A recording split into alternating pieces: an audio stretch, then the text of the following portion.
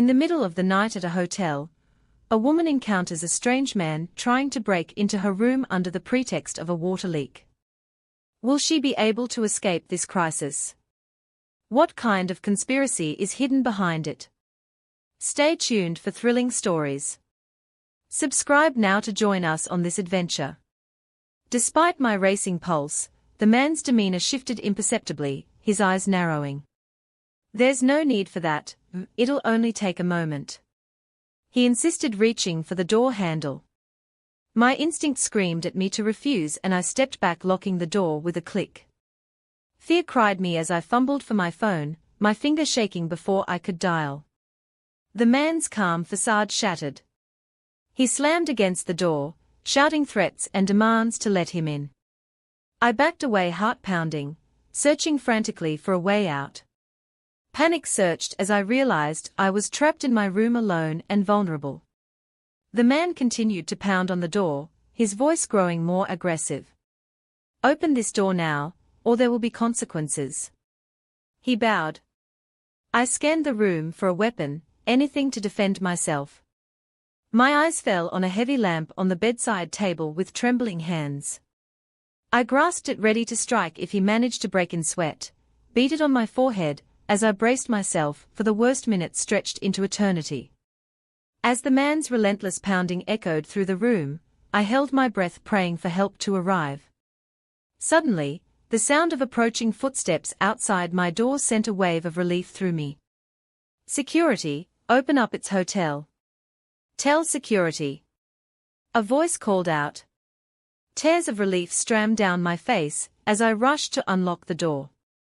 Two security guards burst into the room, their presence commanding and reassuring.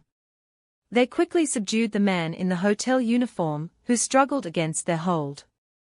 "He's part of a criminal ring targeting tourists," one of the guards explained tersely as they escorted him away. "We've been tracking them for weeks." My knees gave out with the weight of what could have happened. I sank onto the bed, trembling with shock and gratitude. The guards took my statement and assured me I would be safe. They recommended I stay in a different room for the night and promised to increase security patrols. I nodded, unable to speak, still shaken by the close call, as dawn broke over the glittering cityscape. I sat in the hotel lobby waiting for my new room assignment. The events of the night replayed in my mind like a horror movie. I had come to Las Vegas for fun and relaxation, but I had narrowly escaped a nightmare. Days later I returned home, grateful to be alive, but haunted by the memory. I shared my story with friends and family, urging them to be vigilant while traveling. The illusion of safety in a luxury hotel had shattered, leaving me with a newfound awareness of the dangers that could lurk behind polished smiles and professional uniforms. I couldn't erase the fear that still lingered, the feeling of being hunted in a place meant for leisure. But I knew I had survived. Thanks to quick thinking and the timely intervention of hotel security. I had been delivering food for a couple of years now, mostly to regular customers in the city's high-rise apartments. It was a routine job, but that night was different. The address was for one of those sleek modern towers downtown, a place where the elevators were fast but the hallways felt cold and impersonal. I parked my car in the basement garage and took the elevator up to the 20th floor. The customer instructions were clear: leave the food at the door and ring the bell. Easy enough, or so I thought. As I approached the door, I heard raised voices from down the hall. Curiosity got the better of me and I peeked around the corner. To my horror, a group of men clad in dark clothing and masks were forcing their way into a neighboring apartment. They were armed with guns and shouting threats. Fear cried me instantly. I fumbled for my phone, but in my panic I dropped it. The sound echoed down the hallway, and one of the men turned his head sharply in my direction. I froze, heart pounding in my chest. They spotted me without a second thought. I bolted back towards the elevator, praying it would arrive before they caught up to me. The ding of the elevator doors opening was a welcome sound and I dashed inside, pressing the button for the ground floor repeatedly as the doors closed. I saw the masked men rushing towards me. They shouted curses and banged on the metal doors, but the elevator descended swiftly. I couldn't believe what was happening. How had I stumbled into this nightmare? When the elevator reached the ground floor, I burst out into the lobby, adrenaline coursing through my veins. I didn't stop running until I reached the safety of my car. My hands shook as I fumbled for the keys. Desperate to escape, I sped away from the building heart, still racing, my mind racing even faster. I knew I had to call the police, but fear held me back. What if they found out who I was? What if they came after me? I parked in a quiet spot a few blocks away, and finally dialed 911. My voice trembled as I recounted what I had witnessed, the armed men, the break-in, everything. The operator assured me that officers were on their way and advised me to stay put until they arrived. It felt like an eternity before the police showed up. They took my statement, asked for details, and assured me they would handle the situation. But deep down I knew I was still in danger. Those men had seen my face and they wouldn't forget it.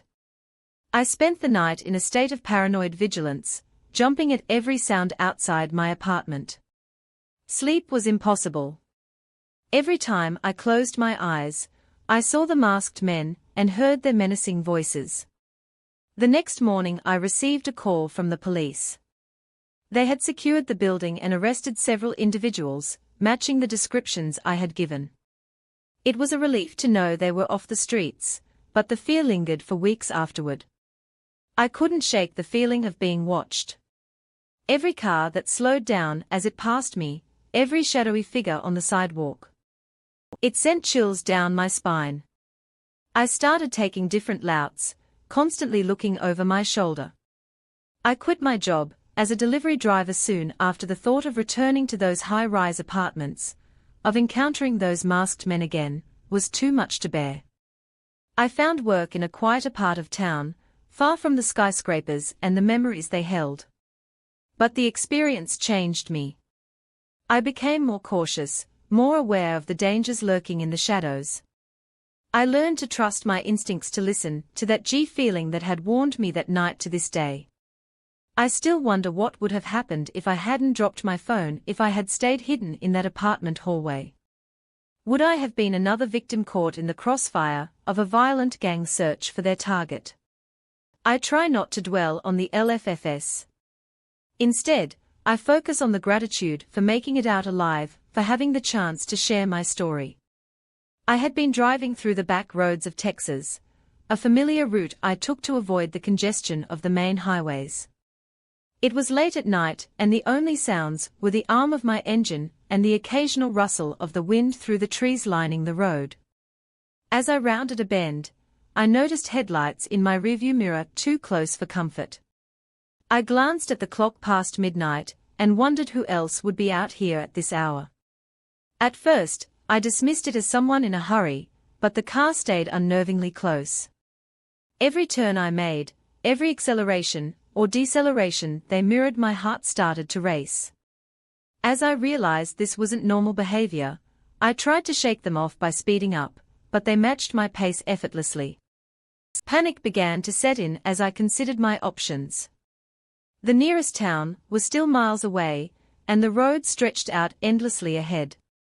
Then, without warning, the car behind me swerved dangerously close, headlights blinding in my mirrors. My hands tightened on the steering wheel, heart pounding in my chest. It was clear. Now they were trying to force me off the road. I refused to give in to fear. I focused on my driving, taking sharp turns and sudden accelerations in an attempt to lose them, but they were persistent, almost as if they knew the road as well as I did. As I approached a fork in the road, I made a split-second decision to take the less traveled path. The car followed suit and my heart sank. There was no doubt now they were chasing me with intent. The adrenaline surged through me as I navigated the twists and turns, trying to keep control of my vehicle while staying ahead of my pursuer. My mind raced with questions. Why me? Who were they? What did they want? I glanced at my phone, debating whether to call the police, but the thought of taking my eyes off the road for even a second was too risky. I had to focus on escaping first. Everything else could wait. The pursuit intensified. The car behind me started to edge closer, attempting to overtake. I grit my teeth, refusing to let them succeed. It was a terrifying game of cat and mouse played out in the dark, deserted roads of rural Texas. As the minutes stretched into what felt like hours, I saw a glimmer of hope. A small town coming into view. Lights from the gas station and a diner illuminated the horizon, promising safety. I pushed my car to its limits, desperate to reach the sanctuary of the town. The car behind me matched my speed, still too close for comfort, but as I neared the outskirts, I saw a police cruiser parked outside the diner. Relief flooded through me. I hunted my horn frantically, hoping to catch the attention of the officers. The car behind me hesitated for a moment, then abruptly turned and sped away into the night. I pulled into the parking lot of the diner, shaking uncontrollably as the adrenaline wore off. The officers approached, iously asking me to step out of the car. I explained what had happened. Barely able to form coherent sentences, they assured me I was safe now and took down my statement. They promised to patrol the area and keep an eye out for any suspicious vehicles, matching the description I provided. As I sat inside the diner nursing a cup of coffee to calm my nerves, I couldn't shake the feeling of unease. Who were those people? What had they wanted with me? The officers returned with news they hadn't found the car, but they would continue to patrol the area throughout the night. They advised me to stay in town at least until morning. I heed their advice, booking a room in a nearby motel. Sleep eluded me that night. Every sound outside the window made me jump. I kept replaying the events in my mind, trying to make sense of it all. The next morning I drove straight to the nearest police station to follow up on the investigation. They took my report seriously, but without any leads. There was little they could do. I left feeling frustrated and vulnerable in the weeks that followed.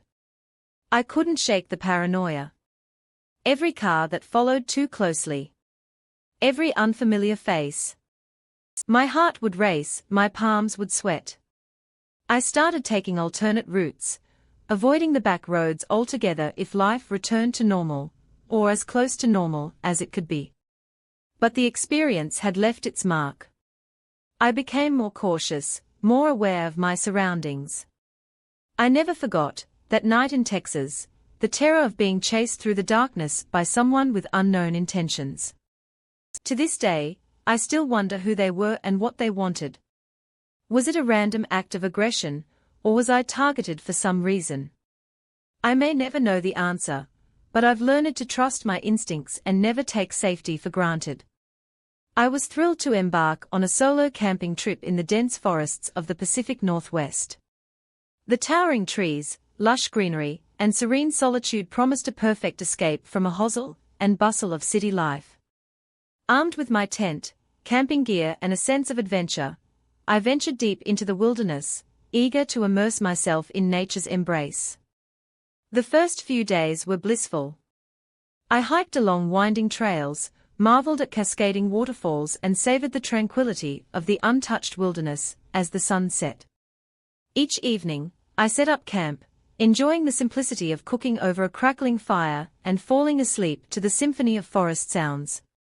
However, on the third day, while exploring a remote part of the forest, I stumbled upon something that sent a shiver down my spine: a makeshift camp hidden deep within the trees. Tattertops served as tents scattered around a central fire pit surrounded by discarded cans and bottles. It was clear this wasn't an ordinary camper setup. Anise crept over me as I realized I had stumbled upon something illicit, my mind raised with possibilities. Were these poachers drug runners? I dared not linger, fearing whoever had made this camp could return at any moment.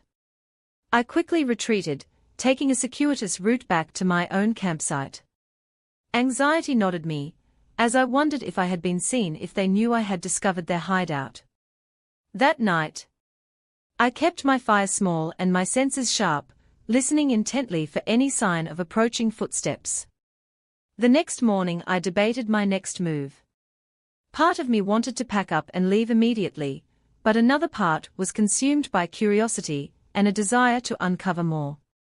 I ultimately decided to stay, albeit more cautiously, keeping my camp well hidden and varying my routines.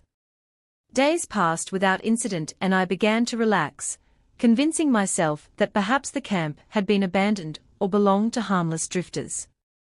But my night returned one afternoon, when I noticed fresh footprints around my campsite, large heavy boot prints that didn't belong to any hiker.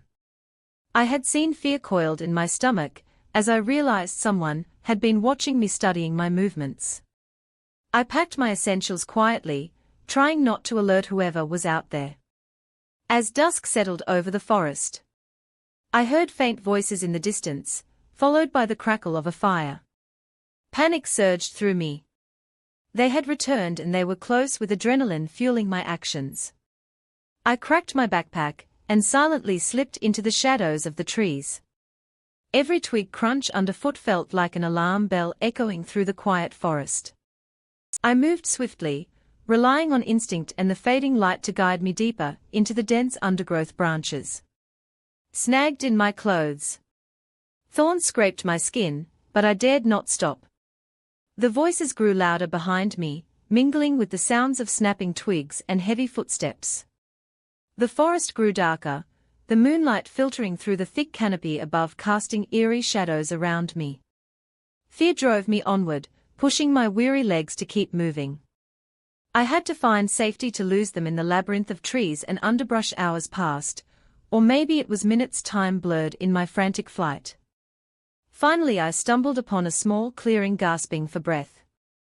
Heart pounding in my chest, I collapsed behind a fallen tree, hidden from view. Sweat dripped down my brow as I strained to listen for any sign of pursuit. Minutes stretched into agonizing silence. Had I lost them, or were they circling, waiting for me to make a mistake? I dared not move, barely even daring to breathe. The forest seemed to hold its breath with me. Our living, breathing entity that both sheltered and threatened, as the night wore on, exhaustion threatened to overwhelm me. Every rustle of leaves, every distant hoot of an owl sent a jolt of adrenaline through my weary body. I clung to the hope that dawn would bring safety, that the light of day would chase away the shadows and reveal my path to freedom. Eventually the sky began to lighten, casting a faint glow over the treetops. I cautiously peered from my hiding place, scanning the surroundings for any sign of movement. The forest lay quiet and still, as if holding its breath along with me. With trembling hands, I retrieved my phone from my pocket, praying for reception. Miraculously, a single bar appeared. I dialed emergency services, my voice barely above a whisper, as I relayed my coordinates and pleaded for help. Minutes passed like hours until the distant sound of approaching sirens broke through the morning. Air relief washed over me, tears pricking at the corners of my eyes. Help was coming. Salvation was near. Search and rescue teams found me soon after, guiding me back to safety. They assured me they would investigate the hidden campsite and the individuals responsible. I clung to their assurances, grateful to be alive and unarmed. In the aftermath, I returned home with a newfound appreciation for safety and security. The memory of those haunting days in the Pacific Northwest stayed with me, a reminder of the thin line between adventure and danger, curiosity and peril. I still wonder about those I encountered in the forest. What drove them to eye away in such remote wilderness, and what they might have done if they had caught me. Night after night, I walked the allotted halls of this historic mansion, my footsteps echoing in the darkness. As the overnight caretaker, it's my duty to ensure the preservation of its antiquities and to guard its secrets. The mansion stands stoic, a relic of a bygone era filled with priceless artifacts and the whispers of those who once dwelt within its walls. Tonight, however, the tranquility is shattered by the riot of unwelcome guests. It begins with subtle sounds, soft footsteps that shouldn't be there, whispers that float through the air, like ghastly echoes, my senses sharpen as I realize I'm not alone. Instinctively, I move silently, my heart pounding in my chest, peering around corners. I catch glimpses of shadowy figures moving stealthily through the rooms. Their intent is clear. They seek the mansion's treasures, the valuable antiques that have survived generations.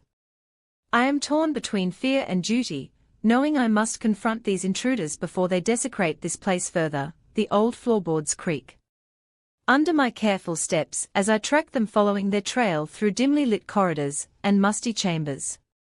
The mansion seems to hold its breath, anticipating the clash between its protector and those who would exploit its history for personal gain. In a moment of tension, our paths converge. They see me, a solitary figure in the gloom, and panic flashes across their faces. Their initial shock gives way to desperation, as they realize I am not merely an obstacle, but a witness to their crime.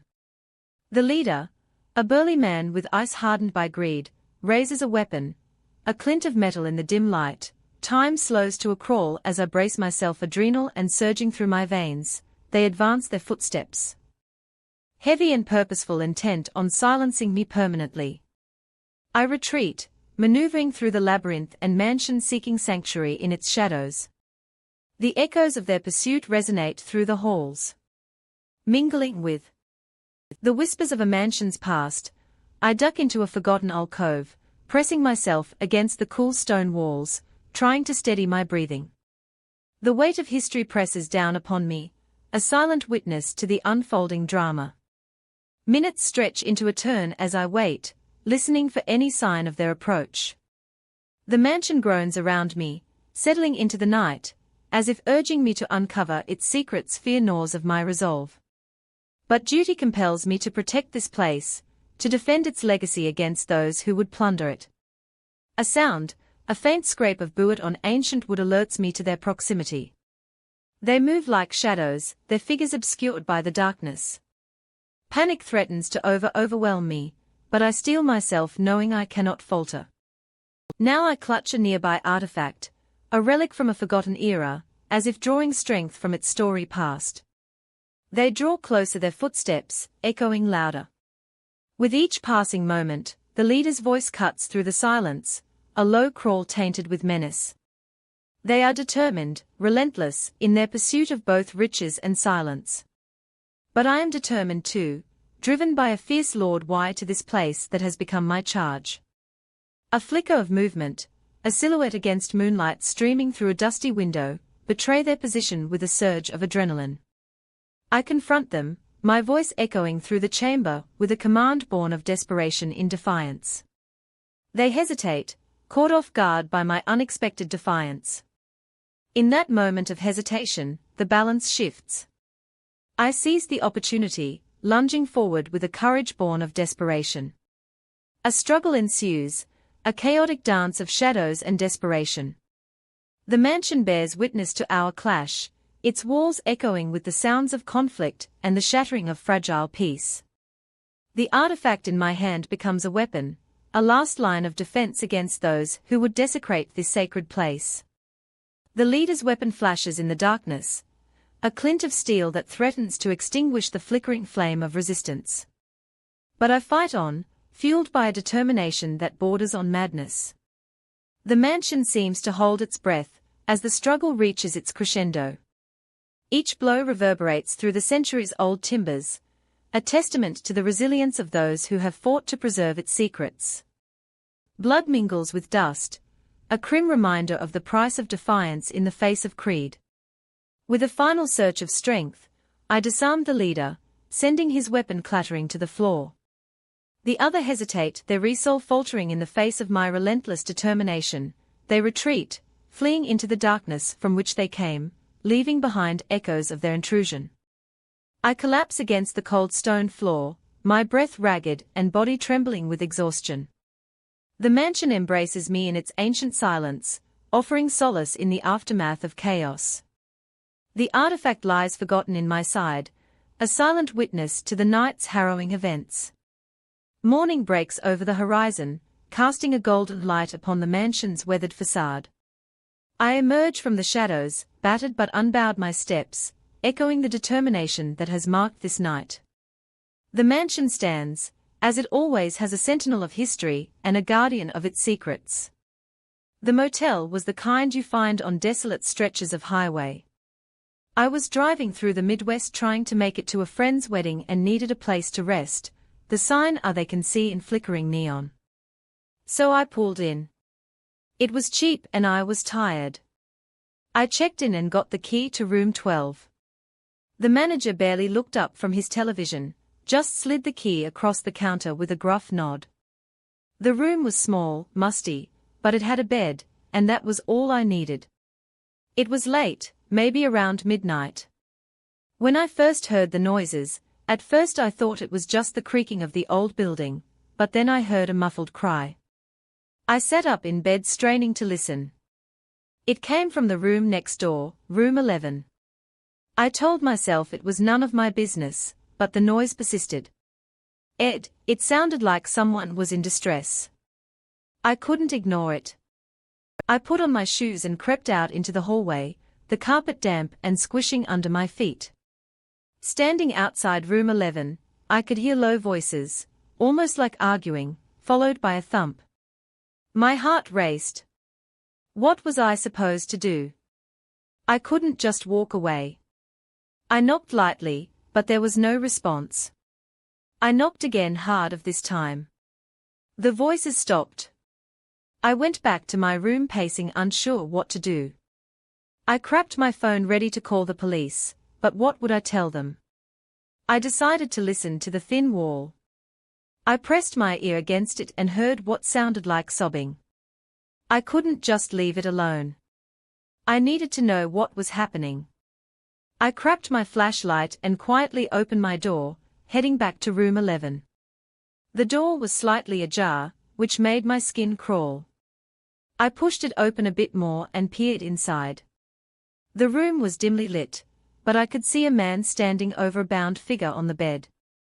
The person on the bed, a woman, was gagged and tied up, struggling against her restraints. The man turned and I ducked back, heart pounding. I needed to help her, but I had no idea how. I couldn't fight him. He was much larger than me. I went back to my room, grabbed the heaviest thing I could find, a lamp, and returned to room 11. My hands were shaking. I pushed the door open a bit more, and saw the man had his back turned. I crept up behind him, raised the lamp and brought it down on his head with all my strength. He staggered and fell unconscious, or worse. The one woman's eyes widened with a mix of relief and fear. I rushed to her side, working quickly to untie her. "We need to get out of here," I whispered. She nodded, tears streaming down her face. I helped her up and we made our way to the door, trying to be as quiet as possible, but as we stepped into the hallway, the man groaned. He was waking up. I felt panic rising in my throat.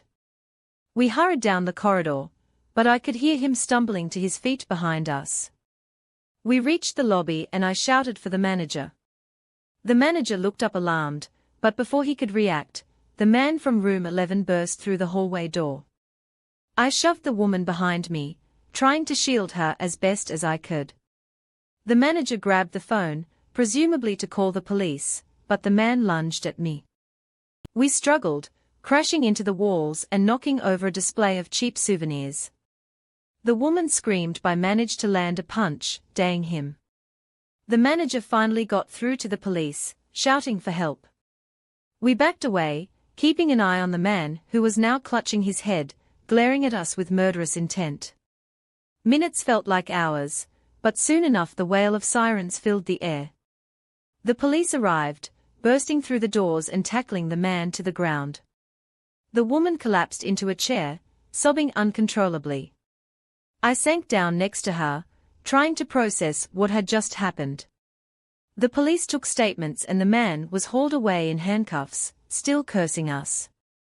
It turned out the woman had been kidnapped days earlier and was being held for ransom. She thanked me repeatedly, but I felt numb. The reality of what could have happened hit me hard. The police assured me I did the right thing, but I couldn't shake the fear. The rest of the night was a blur. The police took us to the station for further questioning, and I stayed with the woman until her family arrived. They were beyond grateful, but all I could think about was how close we came to something far worse.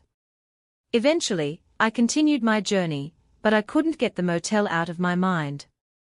Every creak, every noise at night brought me back to that moment. I started avoiding small motels, preferring the anonymity and security of larger hotels. The experience left to mark a reminder of how quickly things can turn from ordinary to terrifying. I learned to trust my instincts and to never ignore cries for help.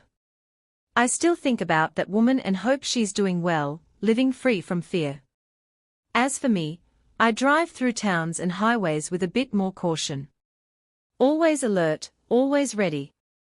You never knowing you might find yourself in a situation where you have to act, where doing nothing isn't an option. Rain started pouring down in sheets. Hammering against my windshield, I squinted through the wipers, which were struggling to keep up. I was on a lonely stretch of our surrounded by nothing but fields and the occasional cluster of trees. It was getting dark and I needed to find shelter fast. Suddenly my car skipped on a slick patch of road. I lost control and the car veered off the road into a ditch. I hit the brakes, but it was too late. The car came to a jarring stop and I sat there for a moment, stunned and shaking. The engine sputtered and died. I tried starting the car again, but it was no use. The storm was raging and I knew I couldn't stay in the car all night. I cracked my coat and flashlight from the back seat and stepped out into the downpour. My phone had no signal, so calling for help wasn't an option. I looked around and saw a faint light in the distance. It looked like a house. I decided to make my way there hoping to find help, or at least some shelter from the storm. The mud sucked in my shoes as I trudged through the field, but I kept moving, driven by the need to get out of the rain. As I got closer, I saw that it was an old farmhouse. It looked abandoned, but the light I had seen was coming from inside.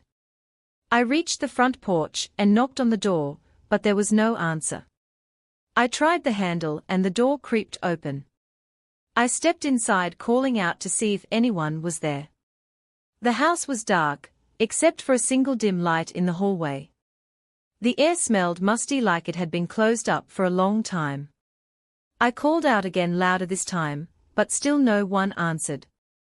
I walked down the hallway, but floorboards creaking under my feet. The light was coming from a room at the end of the hall. As I got closer, I could hear faint voices. I hesitated my hand on the doorknob. Something felt off, but I needed to get out of the storm. I pushed the door open and stepped into a small room. There was a fireplace with a weak fire burning in it, casting flickering shadows on the walls. A man and a woman were sitting in a table, staring at me with wide eyes. They looked disheveled and tense. "I'm sorry to intrude," I said, "but my car broke down and I need help. Can I use your phone?" The man stood up slowly, his eyes never leaving mine. "We don't have a phone," he said. His voice was flat, emotionless. The woman remained silent, her eyes darting between me and the man. "Please, I just need to wait out the storm," I said, trying to keep my voice steady. The man nodded slowly. "You can stay," he said, "but you should leave as soon as the storm passes." Something in his home made me uneasy, but I didn't have much choice. He showed me to a small room with a bed and a window. The window was boarded up, letting in only a sliver of light. I sat on the bed, my clothes still damp, and tried to calm my racing heart. The house was eerily quiet, except for the occasional creak and the sound of the rain. I lay down trying to get some rest, but sleep wouldn't come. I kept thinking about the strange way the man had looked at me. I decided to get up and look around, hoping to find something that could help me understand what was going on. I crept back down the hallway, careful not to make any noise. The house felt like a maze with doors leading to more doors. I opened one and found a small room filled with old dusty furniture covered in sheets. I moved on to the next door. I found a staircase leading to the basement. Curiosity got the better of me, and I started down the stairs. The air grew colder with each step at the bottom. I found another door. I hesitated, my hand hovering over the doorknob. I opened the door slowly and stepped inside.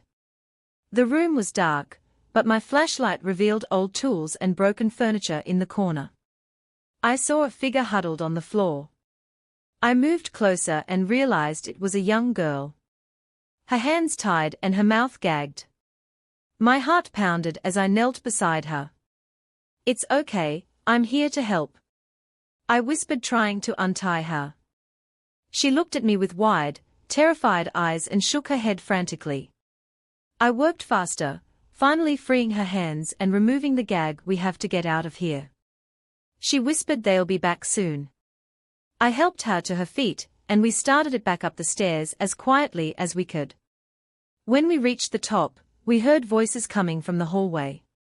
The man and the woman were looking for me. "We need to hide," the girl said, pulling me towards the closet. We squeezed inside, closing the door just as the footsteps grew louder. I held my breath, listening as the man and woman walked past, their voices low and angry. "We need to find her," the man said. "She could ruin everything." The woman agreed, and their voices faded as they moved further down the hallway. We waited a few more minutes before slipping out of the closet and heading for the front door. We made it outside, but the rain was still coming down hard. I looked around, trying to figure out which way to go. "There's a barn out back," the girl said. "We can hide there until the storm passes." I nodded and we ran towards the barn, the mud sucking at our feet. Inside the barn, we found a corner to lie in. I wrapped my coat around the girl, trying to keep her warm. "Who are they?" I asked. She looked at me with fear in her eyes. "They kidnapped me weeks ago. I don't know why. They said they were waiting for something." We sat in silence, listening to the storm and hoping the couple wouldn't find us. Hours passed and the rain finally started to let up. I knew we couldn't stay hidden forever. We needed to find a way to escape and get help. "I think we should make a run for it," I said. The girl nodded, her face pale but determined. We crept out of the barn and headed towards the road. I kept looking over my shoulder, expecting to see the man and woman coming after us. We reached the road and started walking, hoping to find someone who could help us. After what felt like hours, we saw headlights in the distance. I waved my arms and the car slowed down. The driver rolled down the window, looking at us with concern. "Are you okay?" he asked. "We need help," I said. "There are people back there who are dangerous. They've been holding this girl captive." The driver nodded and told us to get in. He drove us to the nearest town, where we called the police. The police went to the farmhouse and arrested the man and woman. They found evidence of other kidnappings, and it turned out the couple had been running a human trafficking operation. The girl was reunited with her family, and I was finally able to breathe a sigh of relief. The experience left me shaken, but I was grateful to have escaped and helped the girl. I was on a long road trip through the Midwest, trying to get to a friend's wedding. The drive was taking longer than I expected, so I decided to stop for the night at a small isolated motel I found just off the highway. It looked run down, but I was too tired to tear. I checked in with a guy at the front desk who barely looked at me. He handed me a key and told me my room was around the back.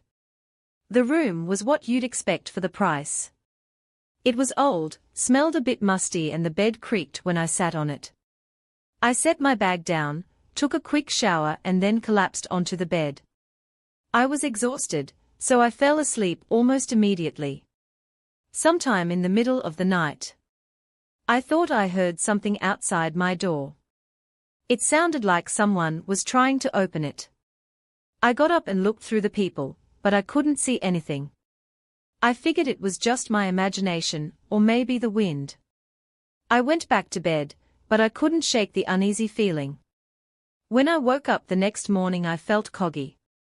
I got dressed and went outside to get to my car, but it wasn't where I had parked it. Panic set in. I ran around the lot thinking maybe I had parked it somewhere else, but it was gone. I went back to my room and that's when I noticed my bag was missing too. My wallet, my phone. Everything was in there. I went to the front desk to report the theft. The same guy was there, but he acted like he didn't remember me checking in. He said he didn't see anything, and that it was probably my fault for not locking my car. I knew I had locked it, though the more I talked to him, the more hostile he became. He said there was nothing he could do and told me to leave without my car and my belongings. I was stranded. I went back to my room trying to figure out what to do next. There was no one else around. It felt like I was the only guest at the motel. I decided to walk down the road to see if I could find help, but as I walked I felt like I was being watched. I saw an old payphone near the edge of the property and tried to use it, but it was broken. When I turned around, I saw the guy from the front desk watching me from the doorway of the office. He had a strange look on his face, almost like he was enjoying my desperation. I went back to my room feeling hopeless. I tried to think of a plan, but without my phone or any way to contact someone, I was stuck. I heard footsteps outside again, and decided to see who it was. When I opened the door, I saw two men standing there, both of them looking rough and unfriendly. They told me they were there to help, but their smiles didn't reach their eyes. I backed away trying to close the door, but one of them shoved it open and pushed me back into the room. They started going through my things, even though there wasn't much left to take. They found my car keys, which I had left on the nightstand, and one of them pocketed them with a grin. I tried to leave, but the other man blocked my way. They told me I wasn't going anywhere until I paid them for helping me. I had nothing to give them and they knew it. They started arguing with each other, and I took the chance to slip past them and run out the door. I ran down the road not looking back. I could hear them yelling, but I kept going after what felt like hours. I saw a small diner up ahead. I burst through the doors out of breath, and told the people inside what had happened. They looked at me with a mix of pity and disbelief, but called the police for me. When the police arrived, I told them everything. They went to the motel, but by the time they got there, the place was empty. The guy at the front desk and the two men were gone. They found my car hidden behind the motel, but everything inside it was gone. My belongings were never found. The police took me to the station, where I could finally call my family. They helped me get back on my feet, but the whole experience left me shaken. I couldn't believe how quickly things had gone wrong and how vulnerable I had been. I still think about that night. Sometimes the feeling of being watched, the hostility of the motel staff and the terror of realizing I was stranded with no help in sight. It's made me more cautious, especially when traveling alone. The woods of Washington state seemed like the perfect spot for some stealth camping. I parked my van in a secluded area surrounded by towering trees and the sounds of nature. It was peaceful, serene even, but that tranquility didn't last long. As I settled in for the night, I heard footsteps approaching my van. At first I thought it might be another camper passing by, but something about the sound seemed off. It was too deliberate, too purposeful. I peered out the window and saw a figure emerging from the darkness. It was a hiker, or at least that's what they appeared to be. They wore a backpack and hiking gear, and they had a friendly smile on their face, but something about their demeanor set off alarm bells in my mind. I rolled down the window and greeted them cautiously, trying to mask my crowing une. They seemed friendly enough, striking up a conversation and asking about my camping trip, but as they talked, I couldn't shake the feeling that something was wrong. Their questions became more probing, more invasive, and I began to feel like I was being interrogated. They seemed too interested in my plans, too curious about where I was headed next, and when I tried to politely end the conversation and retreat back into my van, they grew agitated. Their smile turned into a menacing grin, and they took a step closer, blocking my path back inside. I could see the glint of something sharp in their hand, a knife gleaming in the moonlight. My heart pounded in my chest as I realized the danger I was in. I tried to reason with them to plead for mercy, but they just laughed in my face. They made it clear that they had violent intentions, that they saw me as nothing more than prey to be hunted. I knew I had to act fast if I wanted to survive. With a surge of adrenaline, I launched for the door of my van, slamming it shut behind me and locking it tight, but the hiker wasn't done. Yet they began to pound on the windows, shouting threats and obscenities. I frantically searched for my phone, hoping to call for help, but it was nowhere to be found. I was trapped, alone and defenseless, with no way to escape. The hikers' pounding grew louder and more frenzied, and I knew that they wouldn't stop until they had what they wanted. Desperate, I reached for anything I could use as a weapon, my hands closing around a heavy flashlight lying nearby with trembling hands. I held it up as a makeshift defense, ready to fight for my life if necessary. But just as I prepared to defend myself, the pounding stopped. I held my breath, waiting for the hiker to make their next move. But instead of attacking, they simply turned and disappeared into the darkness, leaving the shaken bow alive. I stayed locked inside my van until the first light of dawn too, afraid to venture back out into the woods. When morning finally came, I emerged, cautiously scanning the area for any sign of danger, but the hiker was gone, leaving no trace behind. I packed up my things quickly and drove away from the forest as fast as I could, vowing never to return to that cursed place again. Even now, as I write this post from the safety of my home, I can't shake the memory of that terrifying encounter. I was driving through the Canadian rocks, enjoying the solitude and the breathtaking scenery. It was supposed to be a peaceful trip. Just me and the open road. The mountains were covered in snow, and the trees looked like they were straight out of a postcard. The roads were mostly empty, which was perfect for clearing my mind. It was late afternoon when I saw him. A lone figure on the side of the road, THB out. He was bundled up against the cold, looking desperate. I hesitated for a moment, but then I decided to stop. It was freezing and I couldn't just leave him out there. I pulled over and rolled down my window. "Need a ride?" I asked. He nodded, looking relieved. "Yes, please, thank you so much." I unlocked the passenger door, and he climbed in, bringing a blast of cold air with him. He was young, maybe in his late 20s, with a rugged look. His clothes were dirty and worn, like he'd been on the road for a while. "Where are you headed?" I asked as we started moving again, "Just up the road a bit." He said, his voice a little shaky. "Anywhere is fine really, I just need to get out of with the cold." We drove in silence for a while. He kept looking at the window, glancing back at the road behind us every few minutes. Something about his behavior put me on edge.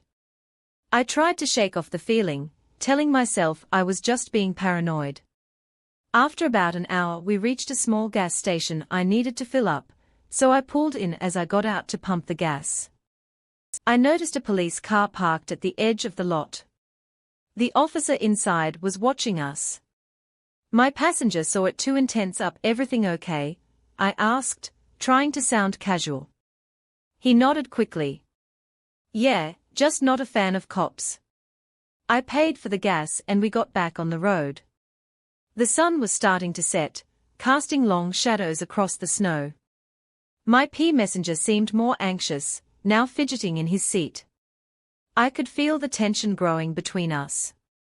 Suddenly he turned to me. "I need you to keep driving no matter what. Don't stop for anything." "What's going on?" I asked, my heart starting to race. "Just do it," he insisted, his voice rising. "Please." I didn't know what to say, so I just nodded. A few minutes later I saw the flashing lights of a police car in my rearview mirror. The officer was signaling for us to pull over. My passenger's face went pale. Drive. He shouted, "Don't stop." Panic surged through me, but I didn't want any trouble with the law. I slowed down and pulled over to the side of the road. The police car stopped behind us and the officer got out, hand on his gun. My passenger's hand shot out, crapping my arm. "No," he yelled, "go." In a split second I made the decision to hit the gas. The car lurched forward, tires squealing on the icy road. The police car followed, lights and sirens blaring. My heart was pounding in my chest as I sped down the highway. The cop close behind. "Why are they after you?" I shouted over the noise. "Just keep driving," he screamed back. The chase went on for what felt like forever. We weaved through the mountains. The police car never far behind. My passenger was shouting directions, telling me where to turn, trying to lose the cop. The roads were getting narrower, more treacherous. Finally, we hit a stretch of road that was barely more than a dirt path. The police car fell back, unable to keep up on the rough terrain. I kept driving, my knuckles white on the steering wheel, when I was sure we had lost him. I slowed down and pulled over. "Now tell me what's going on," I demanded, turning to face him. He looked defeated, slumping in his seat. "I'm wanted," he admitted. "I escaped from a prison transport. They were taking me to a high security facility. I couldn't let them lock me up for something I didn't do." I stared at him, trying to process what he was saying. "You're a fugitive." He nodded. "I didn't kill anyone. They framed me. I was trying to get to a friend's place. He has evidence that can clear my name." I didn't know if I could believe him, but something in his eyes made me want to trust him. I was in too deep now. I had to see this through. "Where do we go from here?" I asked, my voice trembling. "Keep driving," he said. "I'll tell you where to go." We drove through the night, the tension in the car thick enough to cut with a knife. I kept glancing in the mirrors, expecting to see the flashing lights of a police car any minute, but the road remained dark and empty. By morning we reached a small cabin tucked away in the woods. My passenger directed me to pull up behind it, out of sight from the road. We got out and he led me inside. The place was a mess, but it looked like someone had been living there. "Wait here," he said. "I need to make a call." He disappeared into another room, leaving me alone. I sat on the edge of a worn-out couch, my mind racing. What had I gotten myself into? I was harboring a fugitive. If the police found us, I'd be in just as much trouble as he was. After what felt like an eternity, he came back, a relieved look on his face. "My friend is coming to get us. He's bringing the evidence. We just need to stay hidden." Until then, hours passed. The sun was high in the sky. When we heard the sound of a car approaching, my heart leaped into my throat. He peered out the window and nodded. "It's him." A man got out of the car carrying a briefcase. He looked around nervously before hurrying to the door. My passenger let him in and they embraced like old friends. "You made it," the newcomer said. "I've got everything we need." They opened the briefcase, revealing stacks of papers and a laptop. They started going through the documents, talking in hushed tones. I watched, feeling like an outsider in my own nightmare. Finally they turned to me. "We are going to send this to the media," my passenger said. "Once it's out there, they can't ignore the truth. We need your help." I agreed, not knowing what else to do. They worked quickly, scanning documents and sending emails. The sun was setting again by the time they were finished. "We have to move," the friend said. "It won't be long before they find us here." We packed up and got back in the car. My passenger sat beside me, the friend in the back. We drove in silence, the way of what we were doing, pressing down on us. We reached a small town just as night fell, finding a cheap motel to hide out in. The next few days were blurred. The story broke and it was everywhere. The evidence proved my passenger's innocence. The police were looking for us, but now they were on our side. We were heroes. But I felt like I had barely survived a nightmare when it was over and he was cleared. He thanked me. "You saved my life." He said. I didn't know what to say. I just nodded, feeling a strange mix of relief and exhaustion.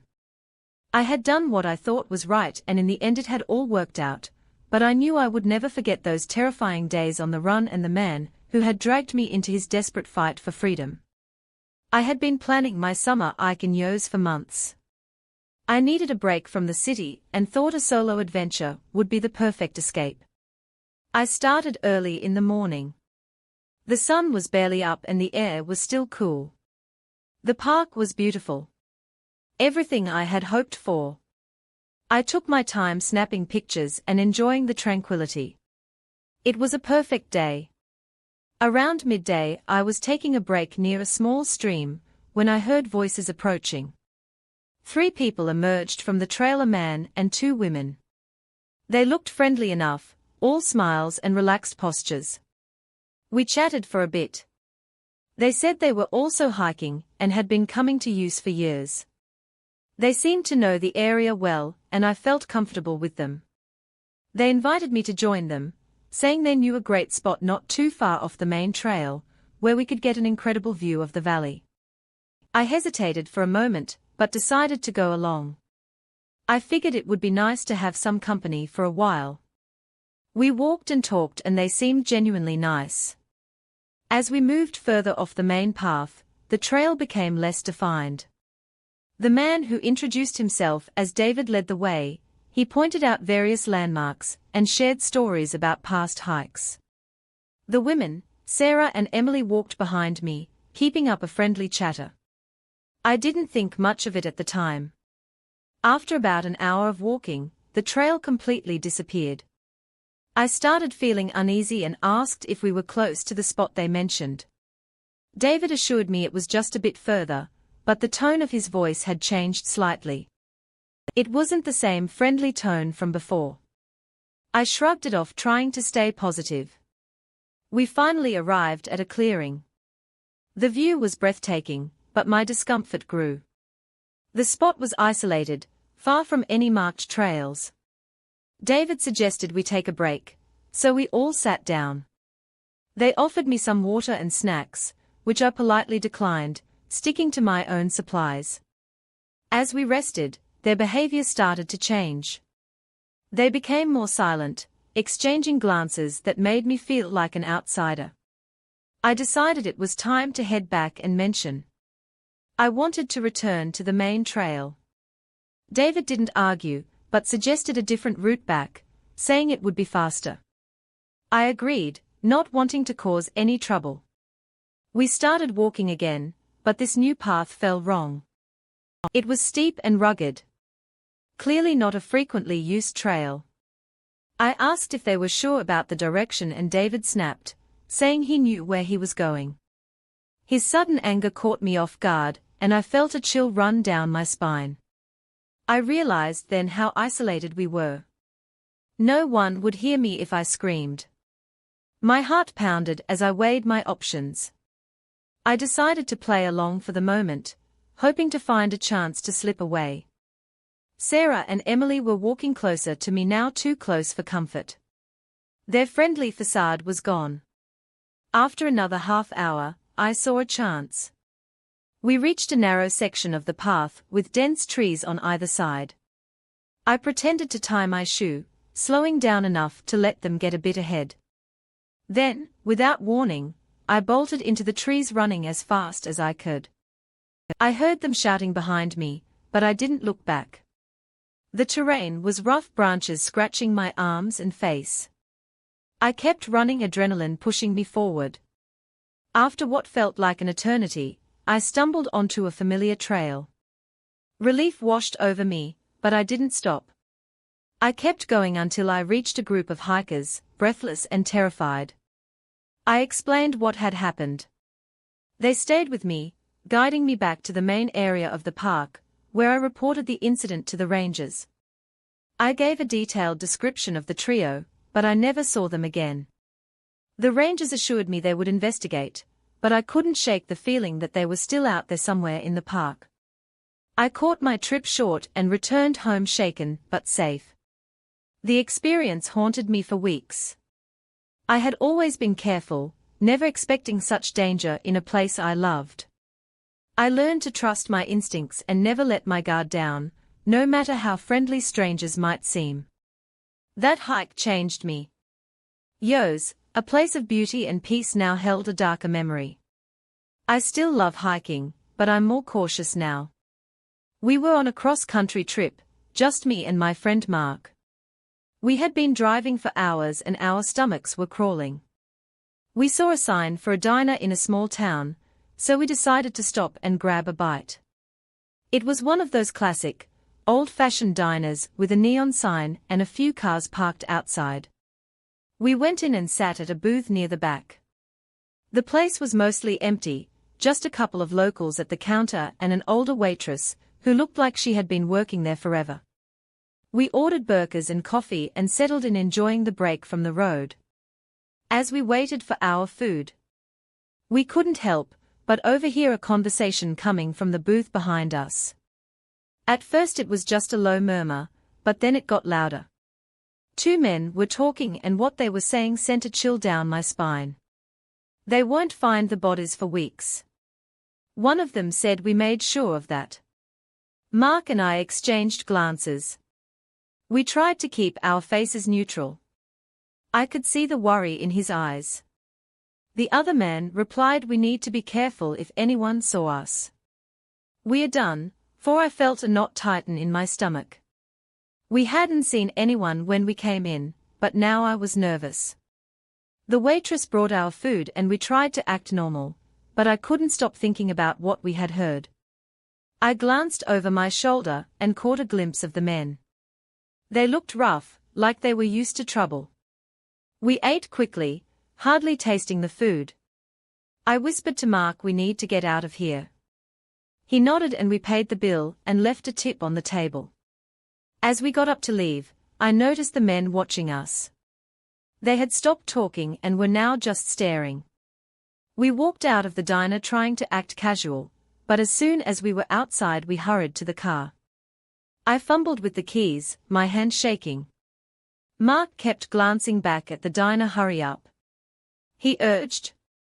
I finally got the door open and we jumped in.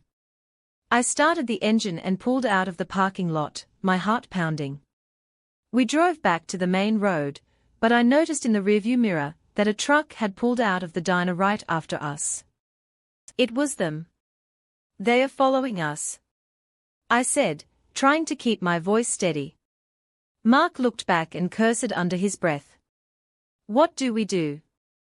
He asked. Just drive. I said, we need to lose them.